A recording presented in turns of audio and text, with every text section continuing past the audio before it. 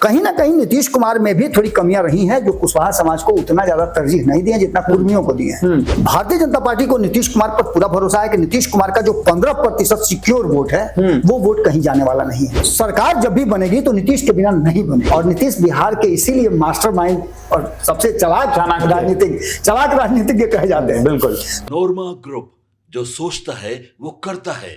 आपके अपने सपनों का आशियाना। देखिए, चुनावी साल है, चुनाव इसी साल होना है, 2025 विधानसभा का चुनाव है।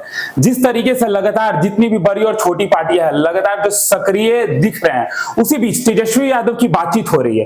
तेजस्वी यादव से क्या नीतीश कुमार की जो पार्टी है या जो गठबंधन है वो असहज दिखाई पड़ रहा है? देखिए, तेजस्वी यादव की बात इसलिए कर रहे हैं क्योंकि तेजस्वी यादव के कारण जो नीतीश कुमार की अपनी पार्टी है उसमें जो कोर वोट बैंक है उसमें सिंध लगा रहे हैं क्या तेजस्वी यादव। तो इन्हीं तमाम मुद्दे पे बातचीत करने के लिए हमारे साथ बाबा हैं। बहुत स्वागत है आपका। पहले तो आपका स्वागत करेंगे दीपक।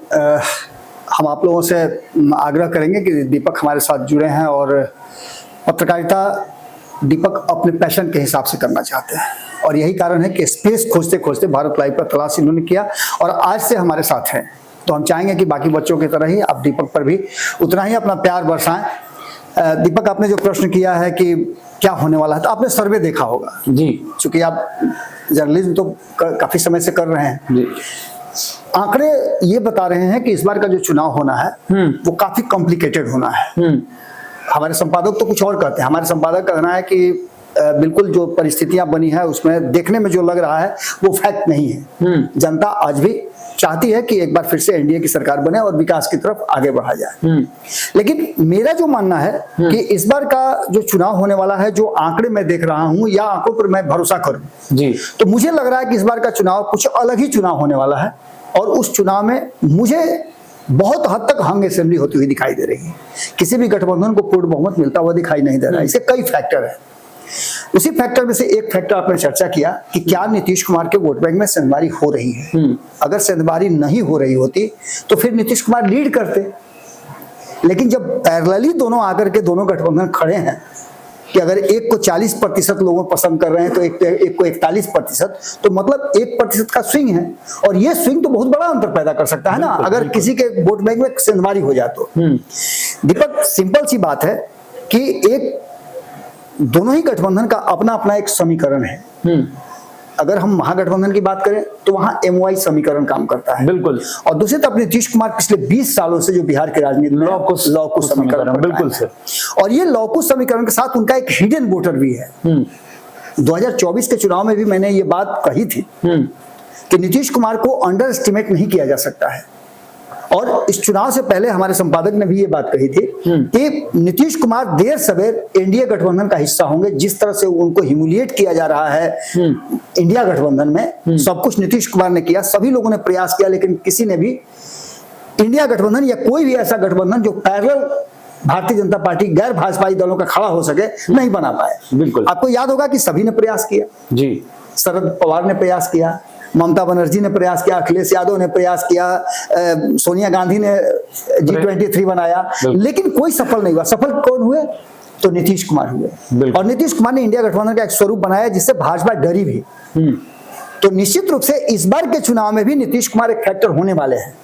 भले ही नीतीश कुमार को कमजोर कहा जा रहा हो, दूसरे नंबर या तीसरे नंबर पर आ जाते हो कि मुख्यमंत्री के चेहरा के रूप में, लेकिन नीतीश कुमार आज भी जो काम कर रहे हैं आपने देखा भी होगा कि नीतीश कुमार के काम से बिहार की जनता संतुष्ट है। प्रतिदिन सुबह उठते होंगे आप, मैं तो हंसी मजाक में कभी कभी कह भी देता हूं कि किसी दिन उठे नीतीश कुमार और कहें कि आज हम फिर से बड़ी असहज महसूस कर रहे हैं, चलते हैं महागठबंधन की तरफ, तो कि नीतीश कुमार ने ऐसे ही फैसले किए हैं। बिल्कुल, अब तक जितनी बार भी इधर से उधर हुए हैं उन्होंने किसी से पहले थोड़ा प्लान किया, जो किसी ने सोचा नहीं है वो कर दिखाया उन्होंने। भारत लाइव ने सोचा है, भारत लाइव ने शुरू से ही बताया है कि नीतीश कुमार ज्यादा दिन तक नहीं टिकेंगे। एक हमने टाइम फ्रेम बनाया था 2015 में भी, 2017 में भी हमने टाइम फ्रेम बनाया था, 2020 में भी बनाया था, और 2022 में भी हमने बनाया था। बिल्कुल, कि नीतीश कुमार जा तो रहे हैं लेकिन वहां संतुष्ट रहेंगे कि नहीं रहेंगे ये अभी भी संशय में है, और कभी गारंटी नहीं है। और वैसे भी आप जानते हैं कि राजनीति जो है उसमें कोई भी अनिश्चितताओं का खेल है। बिल्कुल, कभी भी कोई निश्चित नहीं हो सकता, ना आप ठोक करके कोई बात कर सकते हैं।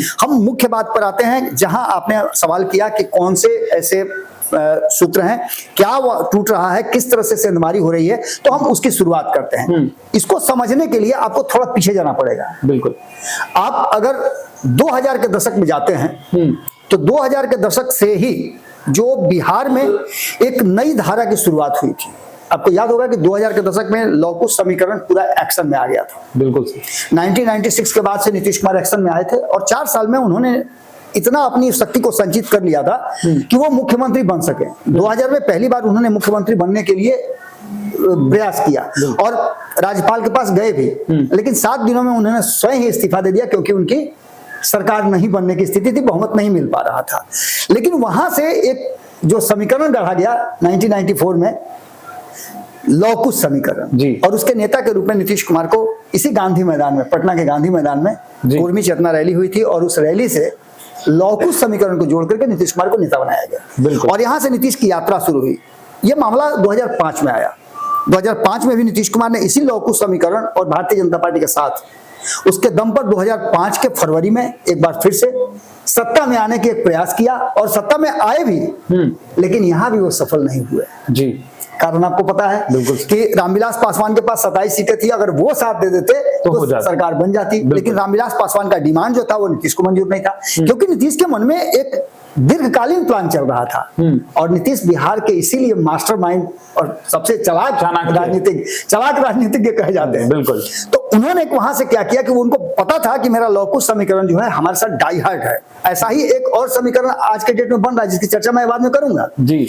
लेकिन यहां से जो शुरुआत हुई तो यहां से उनका लौकुश समीकरण क्लिक किया और इसी समय हमारे संपादक एक और बात कहते हैं कि इसी समय एक समीकरण बना था त्रिवेणी संगम, और त्रिवेणी संगम में यह तय हुआ था नीतीश कुमार, लालू प्रसाद और कुशवाहा समाज के बीच में कि यादवों को सत्ता के केंद्र में लाया जाए और शीर्ष पर रखा जाए। उसके बाद कुर्मी कुशवाहा आएंगे, जिसकी जैसी संख्या भारी उसकी उतनी हिस्सेदारी वाली बात। बिल्कुल। तो यादवों का 14% था, यादव पहले आए 90 से लेकर के और 2005 तक आपको पता है कि लालू प्रसाद ने शासन किया। 2005 में आना था कुशवाहा को, लेकिन चूंकि कुशवाहा ने भी मान लिया था कि नीतीश हमारे नेता हैं तो इसलिए कुर्मी आए और यहां से एक नई शुरुआत हुई। यहां कुर्मी और कुशवाहा का गठजोड़ इतना मजबूत था कि सरकार जब भी बनेगी तो नीतीश के बिना नहीं बनेगी। जी। अब जो आपका प्रश्न है उस मूल प्रश्न पे मैं आ रहा हूं कि 2024 के चुनाव में ऐसा लगा कि कुछ टूटा है। क्या टूटा है? सबसे बड़ा सवाल है, क्या टूटा है? बिल्कुल। तो वो टूटा था कि कुशवाहा समाज का वोट बैंक टूटा था। पूरा शाहाबाद और मगध क्षेत्र आप देख लीजिए। कुशवाहा के सबसे बड़े नेता कहे जाने वाले उपेंद्र कुशवाहा चुनाव हार जाते हैं। जीता वहां कुशवाहा ही है, लेकिन उपेंद्र कुशवाहा कुशवाहा समाज के सबसे बड़े नेता हैं, वो हार जाते हैं। दैट मीन्स कि नीतीश से नाराजगी और भाजपा से नाराजगी उनको हरवाती है। बिल्कुल। सिर्फ यही नहीं, आप पूर्णिया में जो 2014 में मोदी लहर चल रहा था वहां से कुशवाहा जीत करके आते हैं, संतोष कुशवाहा, और वो 2024 का चुनाव हार जाते हैं। दैट मीन्स कि कुशवाहा आपसे अलग हो रहे हैं, नाराज हो रहे हैं। और ये जो टूटा तो कहीं ना कहीं तेजस्वी यादव को लगा कि अरे हमारे पास तो समीकरण है। बिल्कुल। एमओआई समीकरण में अगर हमारे 30% लोगों में अगर 5% वोट और जुड़ जाए तो हम 35 हो जाएंगे और 35-36 में सरकार ही बनती है। बिल्कुल। तो उन्होंने कुशवाहा समाज को 2014 से अपने पाले में लाना शुरू किया और आपको याद होगा, आपने देखा भी होगा कि A to Z कहने के बाद वो कुशवाहा समाज को, उसका वैश्य समाज को, अलग अलग समाज के अलग अलग रैलियां भी कर रहे हैं, लोगों को संबोधित भी कर रहे हैं और अपने पास जोड़ने की कोशिश कर रहे हैं। लेकिन 2024 में अभय कुशवाहा का जीतना, अभय कुशवाहा को बड़े बड़े पद देना, एक तो आपको पता है कि लोकसभा में उनको सचेतक बनाया गया है। बिल्कुल। ये भी आपको पता होगा। अभी कमिटियां बनी है, उस कमिटी को हेड बनाया गया। बिल्कुल बिल्कुल। तो यानी कि सीधी तौर पे नीतीश कुमार के उस वोट बैंक में सेंधमारी करने की कोशिश शुरू हो चुकी है। 2024 में शुरू हुई, 2025 में वो बड़े पैमाने पर होगी। मैं ये दावे के साथ कह रहा हूं कि जो इंटरनल बातें चल रही हैं, भले ही सूत्र को जो कह दे तेजस्वी यादव लेकिन उन्हीं के सूत्रों की बात मैं कर रहा हूं कि कुशवाहा समाज के कम से कम 20 कैंडिडेट वो उतारने वाले हैं। तो आप समझिएगा कुशवाहा 20 कैंडिडेट उतारने वाले हैं। सबसे ज्यादा संख्या यादवों की होगी क्योंकि उनकी संख्या भी ज्यादा है, और दूसरे नंबर पे कुशवाहा आते हैं, उनकी संख्या होगी।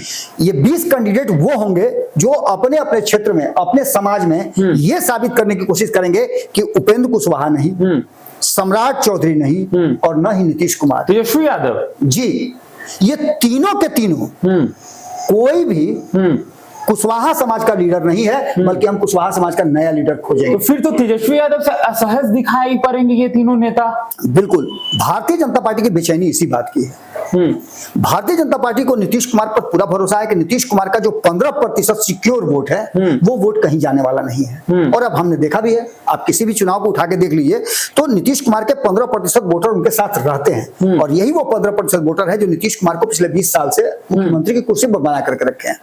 लेकिन यदि कुशवाहा वोटर टूटते हैं तो आपको पता है कि कुशवाहा वोटरों की संख्या लगभग 5% के आसपास है। हालांकि कहने के लिए और कहते हैं, लेकिन 2023 में जो जातीय जनगणना हुई उसके आधार पर अगर बात हम करें तो कहीं ना कहीं ये समझ में आने लगता है कि कुशवाहा समाज एक एक्टिव पार्ट रोल प्ले करता है चुनावी रणनीति में। आपने देखा होगा लोकतांत्रिक प्रक्रिया में सबसे ज्यादा बढ़ चढ़ करके, या फिर आप एक और बात अगर समाज में जाएं कहीं बैठें तो आपको लगेगा कि ओबीसी में या फिर ईबीसी में जो सबसे मजबूत जाति है वो है यादव, 14% है। तो वो डराते भी लोगों को हैं, तो उनके डर को दूर करने के लिए बाकी की जातियों को खड़ा करके कुशवाहा ही खड़ा होता है, क्योंकि कृषक समाज के रूप में जाना जाता है। और ऐसे कई कुशवाहा के नेता हैं जो उपेंद्र कुशवाहा और सम्राट चौधरी से नाराज हैं, वो भी कहीं ना कहीं बैकअप कर रहे हैं तेजस्वी यादव को, जिसमें आपको बताते हैं कि इसमें सेंधमारी का काम जयलाल कुशवाहा कर रहे हैं, जो कि अपना किसान पार्टी जो है उनकी, उसके माध्यम से किसानों को लेकर के वो एक बड़ा आंदोलन कर रहे हैं। लगातार वो जमीन पे काम कर रहे हैं, लगातार कुशवाहा समाज के लोगों को ये बताने की कोशिश कर रहे हैं कि ये होने वाला है, और ये टूटता है अगर तो बहुत बड़ा एक टूट होगा, और एनडीए गठबंधन के वोट बैंक में से ये पार्ट निकल के जाता है, जैसा कि 2024 में हुआ। आप 39 से 30 पर आ गए, 9 सीट हार गए आप। उसके पीछे का कारण है कुशवाहा समाज बहुत बड़ा वोट बैंक था।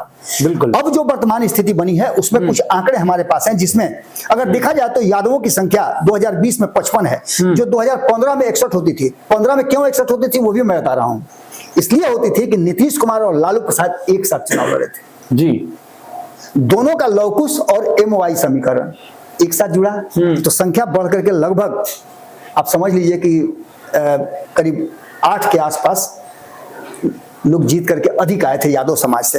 इसके अलावा 40 सीट 2010 में, जबकि आपको मालूम होगा कि नीतीश कुमार उस समय भाजपा के साथ, और सबसे बेहतर अगर स्वर्णिम काल कहा जाए एनडीए गठबंधन का 2010 ही है, क्योंकि 206 सीटें 205 सीटें जीत करके आप आए थे। बिल्कुल। अब ऐसी स्थिति में भी 40 यादव जीत करके आए थे। मैं यादवों की बात इसलिए कर रहा हूं कि यादवों की तुलना आप कुशवाहा से करेंगे, मुझे पता है कि यह बात जरूर आप क्वेश्चन पूछेंगे, तो मैं उसका जवाब पहले ही दे रहा हूं। 2005 में 55 जीत करके आए थे। ये भी परिस्थिति क्या थी आपको अच्छी तरह से पता है कि यहाँ नीतीश कुमार ने सरकार बनाई थी। 324 सीट जब हुआ करता था बिहार में विधानसभा का, तब 67 सीट जीत करके आए थे 2000, जिसकी मैं बात कर रहा था कि 67 यादवों ने मिलकर के नीतीश कुमार को मुख्यमंत्री नहीं बनने दिया था। बिल्कुल। इसके बाद हम कुशवाहा समाज की बात करते हैं, तो वर्तमान विधानसभा जो है उसमें 16 जो हैं वो कुशवाहा समाज से आते हैं। 2015 में फिर एक बार वही आंकड़े आ गए 2015 वाले कि नीतीश कुमार और लालू प्रसाद एक साथ थे, तो यादवों की संख्या भी बढ़ी और कुशवाहा की संख्या भी बढ़ी। 20 कुशवाहा जीत करके आए थे। वहीं 2010 में 18 जीत करके आए थे, 2005 में 12 जीत करके आए थे, और 2000 में 19 जीत करके आए थे। यानी कि आप उठा के देख लीजिए तो एक बात तो निश्चित रूप से नजर आ रहा है कि जब नीतीश कुमार और लालू प्रसाद एक साथ रहते हैं तो बढ़ता है संख्या। इसके बाद कुर्मी समाज की बात करें तो 2015 में 16 है, जबकि अभी 10 जीत करके आए हैं। तो यहां कुशवाहा समाज की संख्या 6 ज्यादा होती है कुर्मी से। ऐसी स्थिति में अगर इसमें सेंधमारी हो जाती है तो ये भारतीय जनता पार्टी जो आगे सोच रहे हैं कि नीतीश के बाद उसे बिहार की सत्ता पर काबिज होने का मौका मिलेगा, उस भारतीय जनता पार्टी के लिए एक बहुत बड़ा झटका होगा। तो आप पूछेंगे सवाल कि अब इसके बाद क्या होगा, बिल्कुल। अगर ये टूटेगा तो फिर क्या होगा, क्या होगा, तो निश्चित सबसे बड़ा क्वेश्चन मार्क है। निश्चित रूप से। तो एक तरफ आप देख रहे होंगे कि मुकेश सहनी को लेकर के असमंजस की स्थिति बनी हुई है। दिल्ली 3 दिन से दिल्ली में क्या पड़े हुए हैं कि यहाँ पूरा बिहार ही लेकर के खलबला गया है, कहीं इधर से उधर ना हो जाए। अब सबसे बड़ी बात ये होती है कि अगर मुकेश सहनी तो दावा भी किया है कि वो कहीं नहीं जा रहे हैं, उस भाजपा के साथ नहीं जाएंगे जिन्होंने उनका विधायक छीन लिया उनसे, बिल्कुल उनकी कुर्सी छीन ली, उनका रिचार्ज नहीं कराया, वो बार बार कहते हैं। लेकिन ये चर्चा है, चर्चाओं से आप कैसे इतर हो सकते हैं। तो अगर वहां मुकेश सहनी है तो MYM तो था ही, अब उसमें कुशवाहा समाज का अगर वोट उधर जुड़ जाता है तो ये उनके लिए प्लस पॉइंट होगा, और जो बराबर चल रहा था उसमें उनको प्लस हो जाएगा। तो एनडीए गठबंधन क्या करेगा? अब भारतीय जनता पार्टी की बेचैनी बढ़ रही है तो वो क्या करेगी?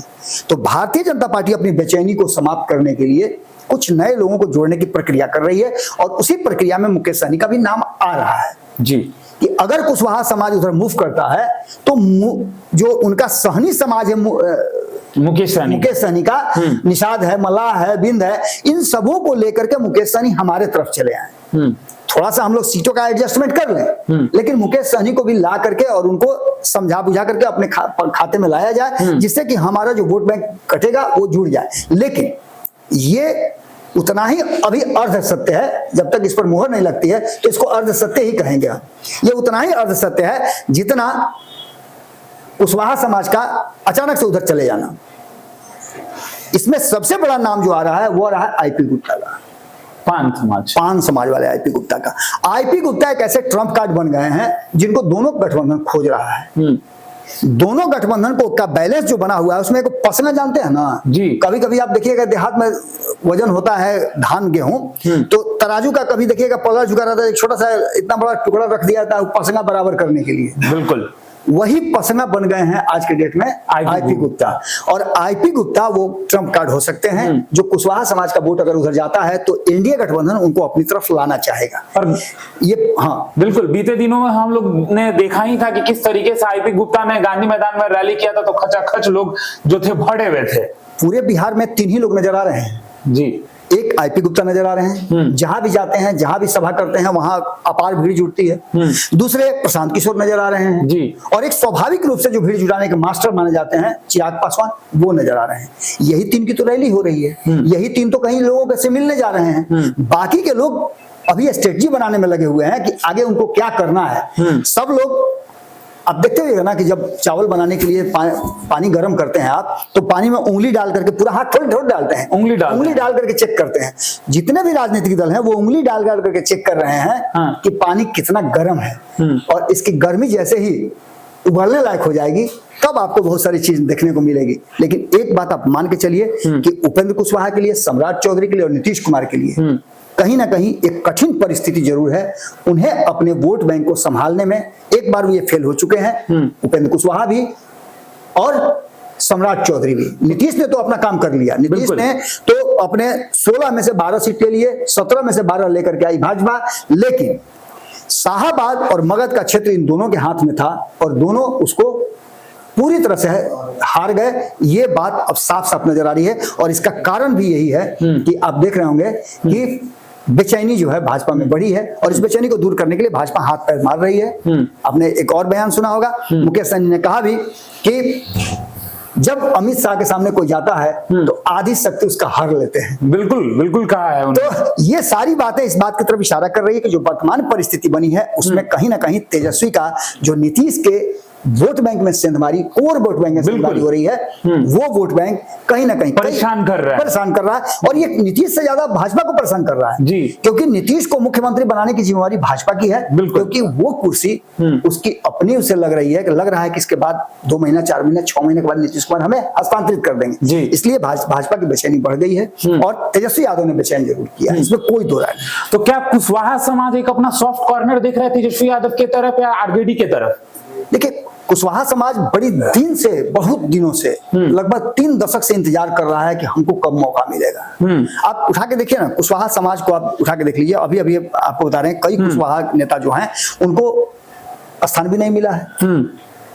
अब आप श्री भगवान कुशवाहा को 2 साल के लिए, 1 साल के लिए एमएलसी बना दिए तो ये कोई मायने थोड़े होता है।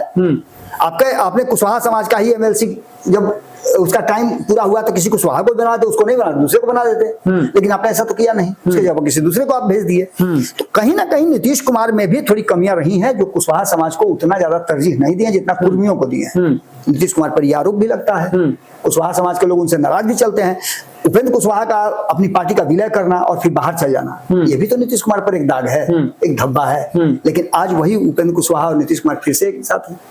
अब देखना यह है कि दोनों की शक्ति एक साथ जुड़ती है या फिर कुशवाहा समाज में सेंधमारी करने में तेजस्वी सफल होते हैं। आखिरी सवाल, एनडीए से जो कुशवाहा समाज की वोट बैंक है वो महागठबंधन की तरफ जो शिफ्ट होता दिखाई पड़ रहा है, तो उपेंद्र कुशवाहा और सम्राट चौधरी का जो परेशानी और असहजता दिखाई पड़ रहा है, कैसे देखते हैं? देखिए, बट नेचुरल है कि उपेंद्र कुशवाहा ने अपना पल्ला झाड़ लिया है, साफ हाथ खड़ा कर दिया है कि भैया 2024 की तरफ सीट शेयरिंग का समझौता आप करेंगे। उन्होंने पहले कह दिया है, हाथ खड़ा कर दिया है। अब जैसे आप समझिए कि आप कहीं रास्ते से जा रहे हैं और आपके मोटरसाइकिल किसी को सटा दिया, तो कट्टा निकाल लिया आप पर, तब क्या कीजिएगा? लड़िएगा उससे? हाथ खड़ा करके सरेंडर। तो सरेंडर कर दिया है कुशवाहा। उपेंद्र कुशवाहा ने सरेंडर कर दिया कि भैया हमको अधिक सीट दीजिएगा, तब वहीं कुशवाहा मानेगा, और संभव नहीं है। तो यहाँ तो पूरी तरह से आपके पास जो मिला, आपके पास जो शक्ति है, जो सामर्थ्य है, उसी के आधार पर चलिएगा। आपके पॉकेट में 100 रुपया है तो 200 रुपए का तेल आप कैसे लीजिएगा मोटरसाइकिल में? बिल्कुल, आप लीजिएगा तो 100 रुपए का ही। तो जितनी सीटें मिलेगी उतनी तो जीत के दिखाइए पहले। आपको एक सीट मिला, एक सीट हार गए आप, कारण क्या रहा वो अलग बात है। वहीं एक बड़ी जिम्मेवारी दी गई थी सम्राट चौधरी को, भारतीय जनता पार्टी ने उनको अध्यक्ष भी बना करके रखा था, मंत्रिमंडल में भी शामिल थे। उसके बावजूद भी जो चाहिए था वो उन्होंने भारतीय जनता पार्टी को कुशन नहीं दिया। जो चाहिए था मगध और शाहाबाद के क्षेत्र में पूरी तरह से आप फ्लैट हो गए, बिल्कुल सीटें हार गए आप अपने गढ़ तक गंवा दिए। तो ये तो निश्चित रूप से आपके ऊपर एक क्वेश्चन मार्क खड़ा करता है, और यही स्थिति समझ गए हैं लालू प्रसाद और तेजस्वी यादव, क्योंकि लालू प्रसाद जो हैं वो स्मार्ट पॉलिटिशियन है। अगर चाणक्य नीतीश कुमार को कहते हैं आप, तो स्मार्ट पॉलिटिशियन लालू प्रसाद हैं। वो चीजों को जानते हैं, कैसे आपके पॉकेट से वो जो आई कार्ड होता है वोटिंग वाला, वो लेकर के आपके हाथ में करिखा लगवा देंगे अपने नाम का, पता भी नहीं चलेगा। बिल्कुल। तो देखिए, हमारे साथ बाबा जुड़े हुए थे, क्या कुछ इन्होंने कहा है कि क्यों जो कुशवाहा समाज है वो तेजस्वी की तरफ झुकाव देख रहा है, और क्यों जो सम्राट चौधरी हैं और उपेंद्र कुशवाहा हैं थोड़े असहज और परेशान नजर आ रहे हैं। तो ऐसे ही खबरों के लिए हमारे साथ भारत लाइव के साथ जुड़े रहें। धन्यवाद। आपके सपनों को हमने सजाया है, ई होम्स पैनोरमा को हमने बनाया है। ई होम्स मेरा एक सपना था जिसपे मैं पिछले 4 साल से काम कर रहा था। हमने जो बनाया है वो सबने है माना। ई होम्स पैनोरमा में हो आपका भी आशियाना। और फाइनली हमने 2021 में इस प्रोजेक्ट को लॉन्च किया। बहुत लोग अप्रिशिएट कर रहे हैं कि पूर्णिया जैसे शहर में, बिहार के, एक तो बिहार की बात करें उसमें भी पूर्णिया जैसे छोटे जगह में इस तरह का लाइफस्टाइल देना, ये सुन के हम लोगों को बहुत अच्छा लगता है। ई होम्स में हमने कुछ और भी किया है, जैसे हम जिस जगह में रह रहे हैं हमारे फैमिली सिक्योर हो, उनको सिक्योरिटी का ध्यान में रखा है। आपकी सुविधा और सुरक्षा आपके लिए खास है, ये आपका विश्वास है। इसमें आर्टिफिशियल इंटेलिजेंस का 7 लेयर सिक्योरिटी का हमने इस्तेमाल किया है। लस ग्रीन कैंपस को बनाया है। यदि हमारा बाउंड्री वाल है तो वो वर्टिकल गार्डन है। ये जितनी भी फैसिलिटी होता है एक इंटरनेशनल टाउनशिप में ई होम्स है, ये हम लोग विश्वास नहीं कर पा रहे हैं। जो भी हमारे मित्र दोस्त या जो भी हमारे बाहर के बाहर आते हैं, तो हम लोगों को बहुत अच्छा सुनने को मिलता है और बहुत अच्छा क्रेडिट मिल रहा है। वो सारा हमने सिर्फ एक बिल्डिंग नहीं बनाया, हमने एक बहुत अच्छा लाइफस्टाइल दिया ई होम्स में, और मेरा एक सपना था जिसको मैं आज फुलफिल होते हुए देख पा रहा हूँ। ये आपका आवास है। ई होम्स पैनोरमा में अब आपका निवास है। E Homes Panorama, luxurious lifestyle redefined. Panorama Group, जो सोचता है वो करता है। अगर ये वीडियो पसंद आई और वह बिहार के राजनीति और बिहारियत से सरोकार रखेनी, तो सब्सक्राइब बटन दबा के चैनल के सब्सक्राइब कर ली। ओजे एगो घंटी बा, ओकरा बटन दबा देला से कुल सटीक और मारक खबर रुआ मुफ्त में मिल जाई। अगर रुआ पत्रकारिता के हमनी के नया प्रयोग में सहयोग कर चाहतानी तो ज्वाइन बटन दबा दी। पेटीएम नंबर नोट कर ली 9386816700।